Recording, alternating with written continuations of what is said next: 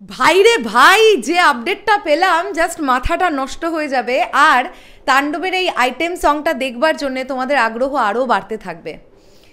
জানতে পারা যাচ্ছে তাণ্ডবের এই আইটেম সংটার জন্য নাকি খরচ হয়েছে বাংলাদেশি টাকা অনুযায়ী অলমোস্ট 1 কোটি টাকা, 1 crore রুপিস শুধুমাত্র একটা গানে খরচ হয়েছে। তোমরা ভাবতে পারছো? তাহলে এই গানটা যখন আমরা দেখতে পাবো, এই গানটার আউটপুট হিসেবে আমরা কি পেতে চলেছি। হ্যালো আমার সাকিবিয়ান ভাইরা বোনেরা, চলে এলাম আরও একটা নতুন ভিডিও নিয়ে। আশা করছি তোমরা সকলে খুব ভালো আছো। আমি সর্বপ্রথম এই ব্যাপারটা জানতে পারি, একজন সাকিবিয়ান ভাই আমাকে কমেন্ট করে যে দিদি, একটি প্রতিবেদনে এরকম একটা নিউজ বেরিয়েছে যে তাণ্ডবের আইটেম নাম্বারের জন্য 1 কোটি টাকা খরচ হয়েছে বাংলাদেশি টাকা অনুযায়ী। তো তারপরে আমি একটুখানি পরীক্ষা নিরীক্ষা করবার চেষ্টা করি যে কোথায় সেই প্রতিবেদন বেরিয়েছে। আমি দেখলাম 2-1টা জায়গায় এরকম নিউজ হয়েছে যে তাণ্ডবের আইটেম নাম্বারটার জন্য 1 কোটি টাকা খরচ হয়েছে। আমরা জানি তাণ্ডবের আইটেম নাম্বারটা শ্যুট হয়েছে এফডিসিতে, রাইট? তোমরা সবাই জানো। এখন কথাটা হচ্ছে, তোমরা ভাবো কতটা বড় পরিসরে একটা আইটেম নাম্বার শ্যুট হলে সেটার বাজেট যায় প্রায় 1 কোটি টাকা। মানে এটা জাস্ট তোমরা ভাবতে পারছো কি পরিমাণ দামি দামি ইকুইপমেন্টস ইউজ হয়েছে, কি পরিমাণ দুর্দান্ত ব্যয়বহুল একটা সেট তৈরি করা হয়েছে। মানে সব দিয়ে এটা একটা মারাত্মক লেভেলের ব্যাপার না? আমি তাই ভাবছিলাম, যেখানে ডিরেক্টর রায়হান রাফির আগের ছবি মেগাস্টার শাকিব খানের সঙ্গে তুফান, সেই তুফানের দুষ্টু কোকিল সারা জাগিয়ে দিয়েছিল গোটা বিশ্বে, লাগে উড়াধুরা মারাত্মক লেভেলের হাইপ ক্রিয়েট করেছে।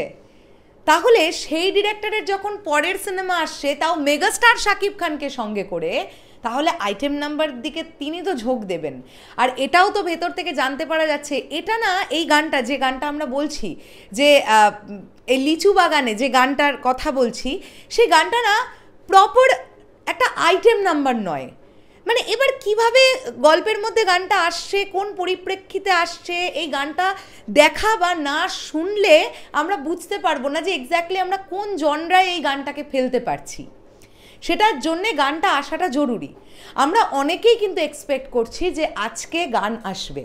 এবার সেটা এই গানটা আসবে, নাকি মহেন্দ্র সোনি গত পরশুদিন যে রোম্যান্টিক গানের প্রিভিউ কপির 2টো ছবি ছেড়েছিলেন সেই গানটা আসবে, সেটা জানি না। আদৌ কি আজকে আসবে, নাকি মহেন্দ্র সোনির কথা অনুযায়ী মানডে অর্থাৎ আগামীকাল সোমবারই আসবে গান?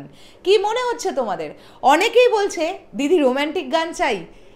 মানে আমি সাকিবিয়ান ভাইদের বোনদের কমেন্ট করতে বলেছিলাম যে তোমরা কমেন্ট করো কোন গানটা আগে চাইছো, এই আইটেম নাম্বারটা নাকি রোম্যান্টিক সং। কেউ বলছে আইটেম নাম্বারটা আগে চাই, কেউ বলছে রোম্যান্টিক সংটা আগে চাই।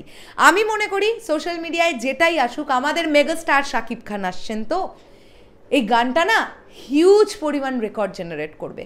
আমি সকল সাকিবিয়ানদের উদ্দেশ্যে, আমার ভাই বোনেদের উদ্দেশ্যে একটাই কথা বলবো, দিনের শেষে গিয়ে এইটা মাথায় রাখো, তাণ্ডব কার সিনেমা? তাণ্ডব সিনেমার নায়ক কে? The megastar Shakib Khan. তাই আমরা ঠিক যেমন বাদবাকি সিনেমাগুলোর সময় যে উন্মাদনাটা নিয়ে থাকি, যে উদ্দামতাটা নিয়ে থাকি, তাণ্ডবের বেলাতে সেটা নয় কেন?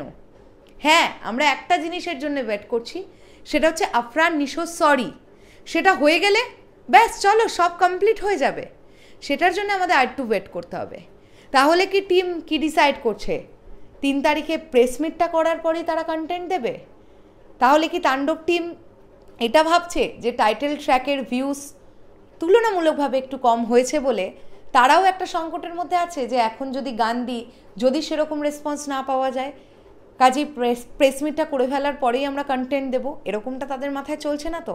সবটারই উত্তর আমরা আজকালের মধ্যেই পেয়ে যাব। মোট কথা হচ্ছে, কন্টেন্ট ছাড়ার দায়িত্বে যদি এসভিএফ থাকে, তারা মোটামুটি প্রেফার করে রবিবারটাকে। এবার দেখা যাক, দিনের বেলায় তো কিছু এলো না, রাত্রিবেলা মানে যেটা বলেছিলাম 7টা থেকে 9টা, এই টাইমটার মধ্যে যদি গান আসে তাহলে আজকে আসবে, আদারওয়াইজ আজকে আসার সম্ভাবনা থাকছে না। দেখা যাক কি হয়। তবে এটা আমি শুনে জাস্ট আমার মাথাটাই নষ্ট হয়ে গেছে যে আইটেম নাম্বারের জন্য 1 কোটি টাকা প্রায় খরচ হয়েছে শুধু আইটেম নাম্বারে। তাহলে তোমরা ভাবো না তাণ্ডবের বাজেট কোথায় গিয়ে দাঁড়িয়েছে। সো অনেকগুলো ব্যাপার আছে, অনেকগুলো ব্যাপার আছে। চলো শেষ করলাম ভিডিওটা, আসছি আবার খুব শিগগিরই। তাহলে এখনের জন্যে টাটা।